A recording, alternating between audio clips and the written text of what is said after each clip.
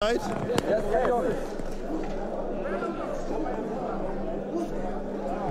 First and foremost, I want to thank our team of lawyers.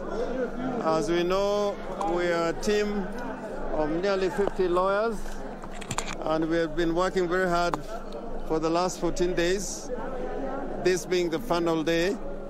Secondly, we want to thank our clients, the petitioner number 1, Raila Odinga, petitioner number 2, Martha Karua, and other eminent persons in this team, including Senior Counsel Stephen Kalonzo Musyoka, for having their trust and confidence in this team of lawyers to prosecute their case in petition number 5, which has been consolidated with other petitions and put their case before the Supreme Court.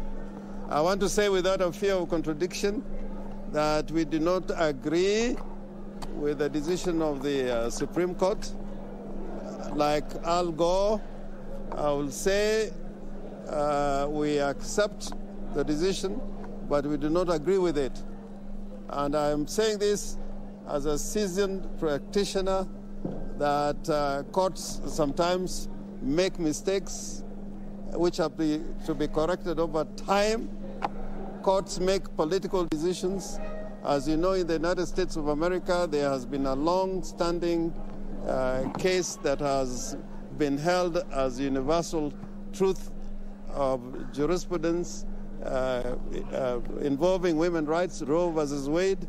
It took them 50 years to overturn that case because of a Republican Congress and a Republican president and a Supreme Court that was basically appointed by Republicans.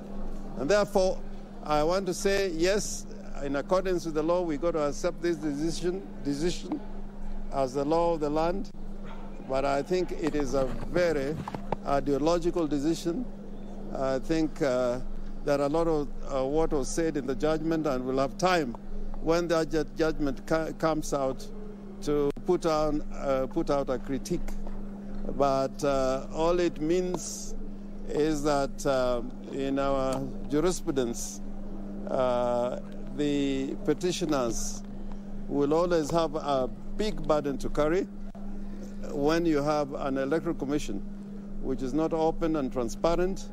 The best way for this court to have made a decision was with the servers to be fully opened and all the election materials be placed before the court, as would happen in a case where justice has to be rendered.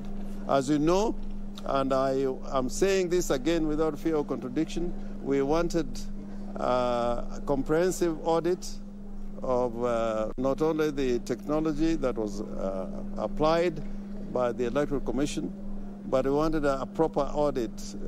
Although time was of the essence, but I think we had sufficient time to carry out a proper audit, including looking at the issue of the foreign intruders, the Venezuelans, which you'd notice the court avoided in making any comment about those intrusions and invasions of the system, the technology, the IT structure.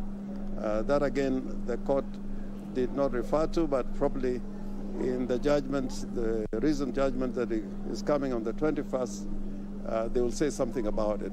And therefore, I want to end by saying the rule of law should prevail. The court normally has the last word in making a statement as to what is the law of the land.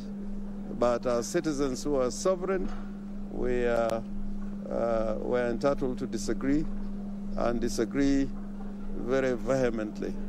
I think the court, in conducting the proceedings during the hearing, I think they were patient. They listened to us. It is only the outcome that we do not agree with.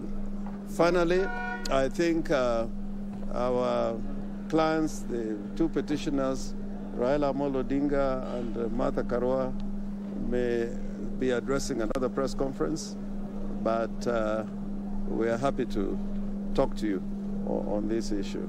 Yeah, and have a watertight case, but we saw them talking about forgeries and wild goose chase. Did that surprise you? No, I mean forgeries. When the DCI, the Director of Criminal Investigations, what do we put before the court? A lot of it was from an agency of government. I didn't see them talking about similar incidents in matters concerning the Independent Electoral and Boundaries Commission. That's why I was saying it was a little ideological.